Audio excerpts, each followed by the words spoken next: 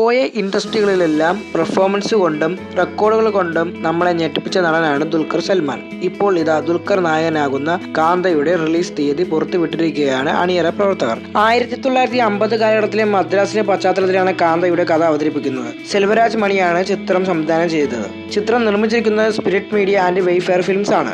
ഏറെ പ്രതീക്ഷയോടെയാണ് ആരാധകർ കാത്തിരിക്കുന്നത്. ചിത്രം നവംബർ 14 തിയേറ്ററുകളിൽ എത്തും. സൂര്യ നായകനായി എത്തുന്ന ചിത്രമാണ് കറുപ്പ്. RJ ബാലാജിയാണ് ചിത്രത്തിന്റെ സംവിധായകൻ. ചിത്രം നിർമ്മിച്ചിരിക്കുന്ന ഡ്രീം വാരിയേഴ്സ് പിക്ചേഴ്സ് ആണ്. ഇപ്പോൾ ചിത്രത്തിന്റെ ഭാഗത്തു നിന്ന് ഗോഡ് മൂഡ് എന്ന ലിറിക് സോങ് പുറത്തു വന്നിരിക്കുകയാണ്. ഋഷഭ് ഷെട്ടി സംവിധാനം ചെയ്ത് അഭിനയിച്ച ചിത്രമാണ് കാന്താര ചാപ്റ്റർ 1. ഇപ്പോൾ ചിത്രം കേരളത്തിൽ നിന്ന് മാത്രം 55 കോടിക്ക് മുകളിലാണ് കളക്ട് ചെയ്തിരിക്കുന്നത്. പൃഥ്വിരാജ് സുകുമാരൻ നായകനായി എത്തുന്ന ചിത്രമാണ് വിലായത്ത് ബുദ്ധ. ദീപാവലി പ്രമാണിച്ച് ചിത്രത്തിന്റെ ഭാഗത്തു നിന്ന് ഒരു പോസ്റ്റർ പുറത്തുവിട്ടിരിക്കുകയാണ്. രോഹിത് VS സംവിധാനം ചെയ്ത് ആസിഫ് അലി നായകനായി എത്തുന്ന സിനിമയാണ് ടിക്കി ടക.